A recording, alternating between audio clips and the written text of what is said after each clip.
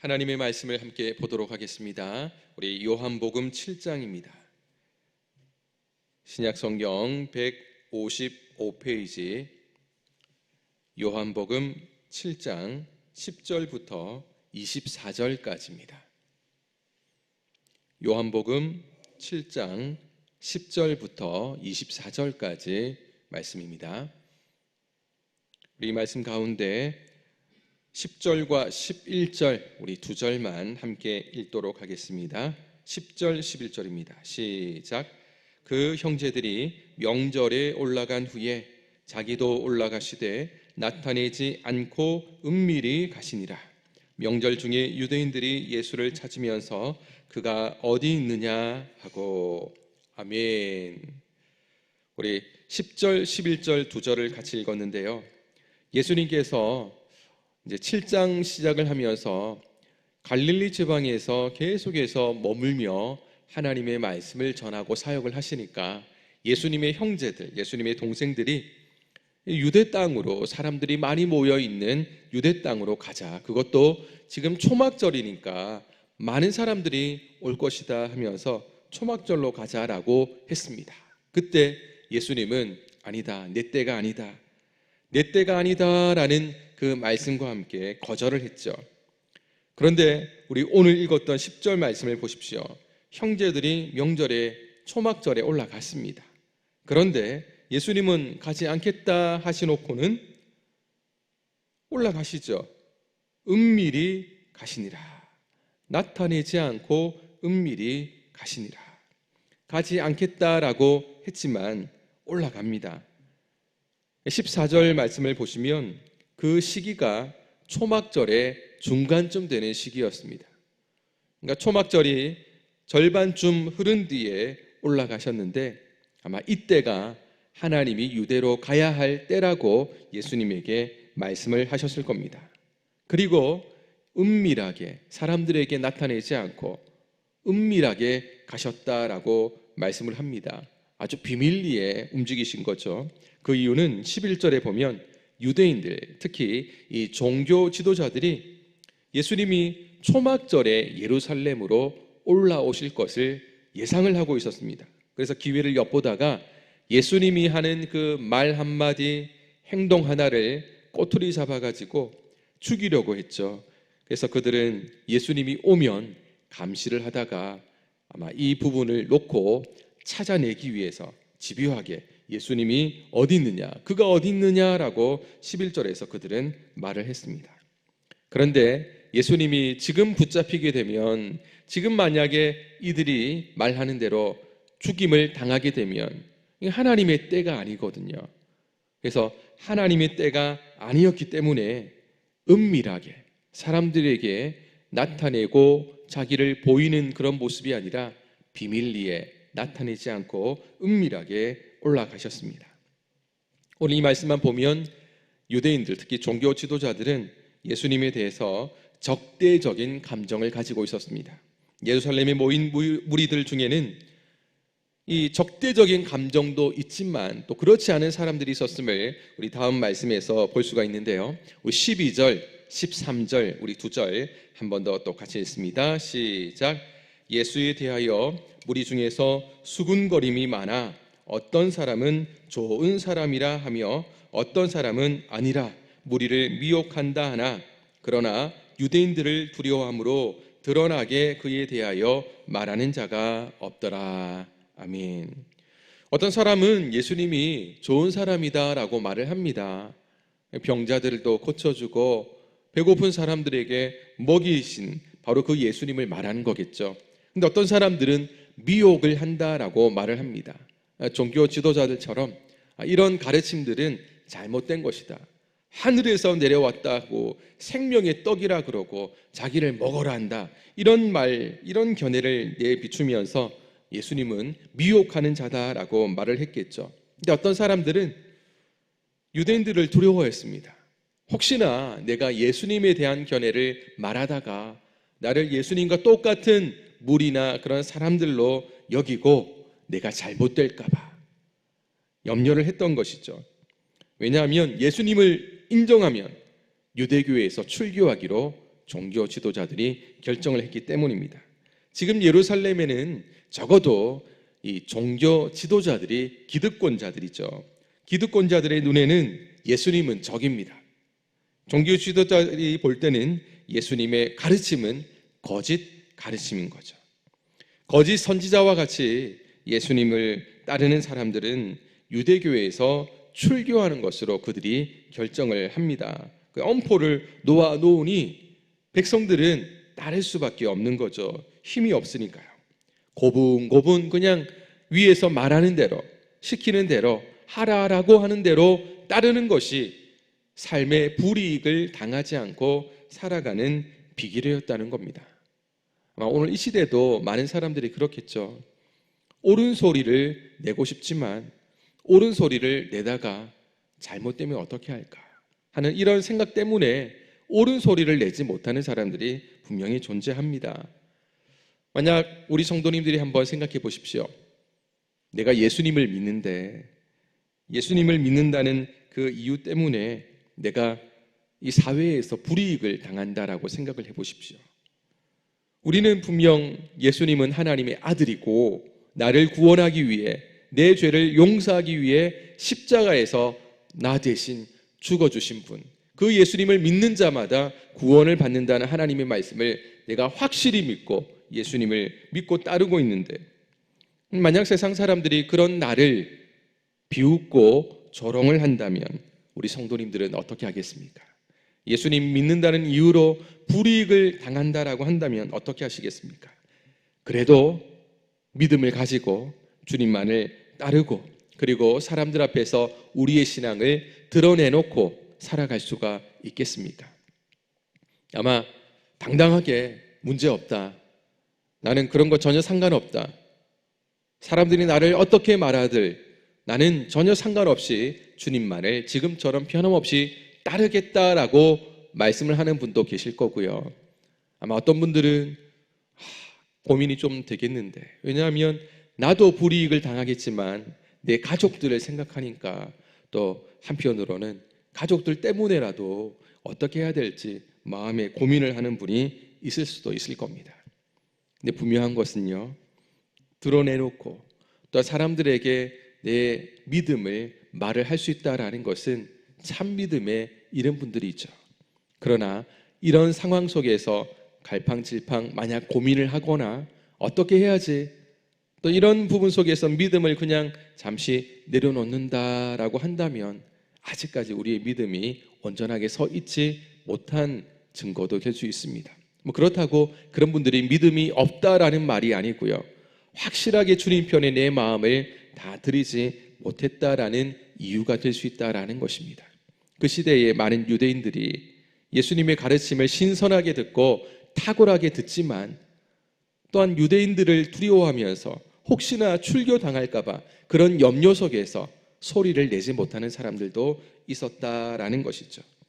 14절 15절 우리 계속해서 읽습니다. 시작. 이미 명절의 중간이 되어 예수께서 성전에 올라가사 가르치시니 유대인들이 놀랍게 여겨 이르되 이 사람은 배우지 아니하였거늘 어떻게 그를 아느냐 하니. 예수님은 명절의 중간에 사람들이 가장 많이 모이는 성전에서 가르치십니다. 왜냐하면 드러내놓고 가르치더라도 사람들이 많기 때문에 예수님을 쉽게 붙잡아갈 수 없는 그런 상황이 될 수 있었기 때문입니다.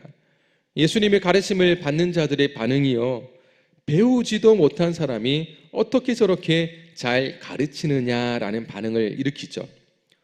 왜냐하면 보통 이 당시 가르침을 하는 사람들, 랍비들은 자기 말을 통해서 가르치지 않습니다.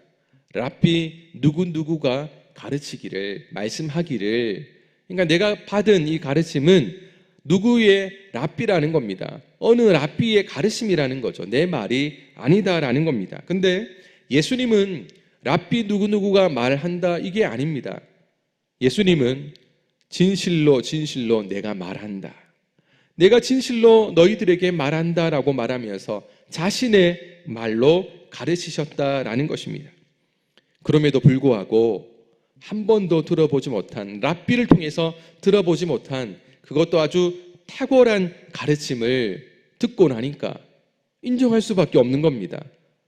누구 랍비를 통해서 배운 사람도 아닌 것 같은데 어떻게 랍비보다 더 탁월한 가르침을 할 수가 있지라고 생각을 하면서 신기하게 여기면서도 인정하는데 종교 지도자들은 인정을 할 수가 없는 거죠. 아무리 탁월한 가르침이라 할지라도 저것은 저 사람의 가르침이다 생각하며 불편하게 여겼고 예수님을 어쨌든 눈의 가시처럼 계속해서 여기면서 죽이기 위한 기회를 엿보고 있었습니다. 예수님은 자신이 말하는 지금 이 가르침의 출처, 도대체 누구로부터 배웠을까라는 사람들의 궁금증을 알고 있었습니다. 그래서 그것을 말씀하십니다. 16절입니다. 16절 같이 읽습니다. 시작. 예수께서 대답하여 이르시되 내 교훈은 내 것이 아니요 나를 보내신 이의 것이니라. 아멘. 예수님은 지금 내가 당신들에게 가르치는 사상, 이 지식은 내 것이 아니다라고 밝힙니다. 그럼 누구의 것인가? 나를 보내신 이의 것이다라고 말씀을 하고 있습니다. 나를 보내신 분이 누군가는 다음 17절에서 소개합니다. 17절입니다. 시작. 사람이 하나님의 뜻을 행하려 하면 이 교훈이 하나님께로부터 왔는지 내가 스스로 말함인지 알리라. 아멘. 예수님이 지금 가르치는 이 말씀은 하나님께로부터 왔다라고 말씀을 하고 있습니다. 그러면 하나님께로부터 왔다라는 이것을 어떻게 알 수 있는가? 그 방법을 말씀하시는데요. 하나님의 뜻을 행하려 해보면 예수님의 가르침이 하나님의 뜻과 일치한다는 것을 알게 될 거다라고 말씀을 합니다. 내가 말하는 대로 한번 해봐라. 그러면 하나님이 말씀하신 그 가르침과 일치한다는 것을 알게 될 것이니까 믿고 해봐라 라고 말하는 거죠. 우리 이어 18절도 있습니다. 시작. 스스로 말하는 자는 자기 영광만 구하되 보내신 이의 영광을 구하는 자는 참되니 그 속에 불의가 없느니라. 아멘. 스스로 말하는 자는 누굽니까? 하나님의 가르침, 하나님의 말씀에 기원을 두지 않고요, 자기 사상, 자기 철학에 이 기원을 두고 소개하는 사람입니다. 결국 이런 사람들은 영광은 다 자기가 받는 사람들이죠. 그러나 예수님은 보내신 이 바로 하나님의 영광을 구하는 사람은 하나님의 말씀과 하나님의 뜻을 전하는 사람이다라는 겁니다. 이런 사람은 참되고 불의가 없다고 말씀하십니다. 실제로 예수님은 하나님의 보내심을 받은 자입니다. 그리고 하나님의 말씀을 전했죠. 예수님의 공생의 생활들을 쭉 돌아보면 한 번도 예수님은 자기 뜻이나 자기 영광을 구한 적이 없습니다. 항상 하나님의 뜻대로 하나님의 영광을 위해서 모든 것을 말하고 행하셨다라는 것을 알 수가 있습니다. 이어지는 19절 같이 또 있습니다. 시작. 모세가 너희에게 율법을 주지 아니하였느냐? 너희 중에 율법을 지키는 자가 없도다. 너희가 어찌하여 나를 죽이려 하느냐? 유대인들은 율법을 하나님의 말씀으로 믿었습니다. 율법의 완성자인 예수님이 왔지만 사람들은 예수님을 몰라봤죠. 실제로 율법을 지키는데도 이 유대인들은 관심이 없었습니다. 쉽게 말해서 율법을 그들은 소유는 했습니다. 그러나 지키지 않았다는 거죠. 오히려 율법을 어기고 있었습니다. 십계명에서 살인하지 말라라는 계명을 예를 든다면 오히려 유대인들은 예수님을 죽이려는 앙심을 가지고 있었죠. 자기들은 율법을 가지고 있고 잘 지킨다 생각을 했지만 사실은 율법을 어기고 있었다라는 것입니다. 오늘 이 시대도 하나님의 말씀을 믿는다라고 합니다. 우리가 성경도 가지고 다니고 집에 성경도 비치를 해두지만 그런데 가지고 있고 비치만 해둘 뿐 말씀을 읽지 않는다면 그것은 하나님의 말씀을 소유한 것이지 그 말씀은 모르는 사람입니다. 만약 우리가 그 말씀을 읽지만 그 말씀 따라 순종하지 않는다면 지식은 있지만 말씀의 능력은 경험하지 못한 사람들이죠. 경건의 모습은 있는 것 같지만 경건의 능력은 없는 사람들이 이 땅 가운데 많이 있다라는 것을 오늘 이 말씀을 통해서도 발견할 수가 있습니다. 이 말을 들은 사람들이 모함합니다. 예수님을 모함합니다. 20절입니다. 시작. 무리가 대답하되 당신은 귀신이 들렸도다. 누가 당신을 죽이려 하나이까? 예수님이 어찌하여 나를 죽이려 하는가라고 하니까 누가 당신을 죽이려 합니까? 사실은 죽이려 했지 않습니까? 속마음을 들키고 나니까 엉뚱한 말로 덮으려고 하는 이 사람들을 볼 수가 있습니다. 귀신 들렸다는 거죠. 예수 당신은 귀신이 들렸다, 미쳤다라고 이렇게 막 몰아갑니다. 속마음을 들키고 나니까 사람들은 더 큰 소리로 이것을 덮으려고 했죠. 그런데 바로 지금 이 초막절 이때로부터 이제 약 6개월이 지나는 그 뒤에 6월절에, 그 다음 해 6월절에 예수님은 이런 사람들을 통해서 십자가에 못 박혀 돌아가시게 됩니다. 사람들은 이런 일이 있으리라 예상은 못했겠죠. 그러나 예수님이 하신 이 말씀처럼 결국 이 당신들이, 지금 나를 향해 죽이려 하는 당신들이 6개월 뒤에 나를 죽이는 사람이 될 것이다 라는 것을 아는 사람은 예수님밖에 없었다라는 것입니다.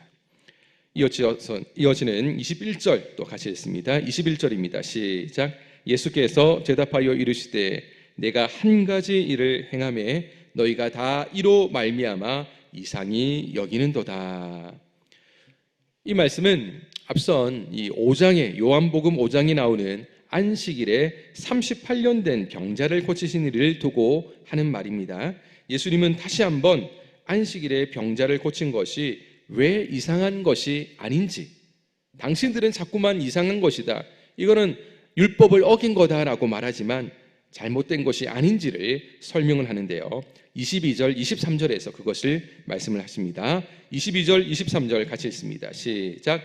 모세가 너희에게 할례를 행했으니 그러나 할례는 모세에게서 난 것이 아니요 조상들에게서 난 것이라. 그러므로 너희가 안식일에도 사람에게 할례를 행하느니라.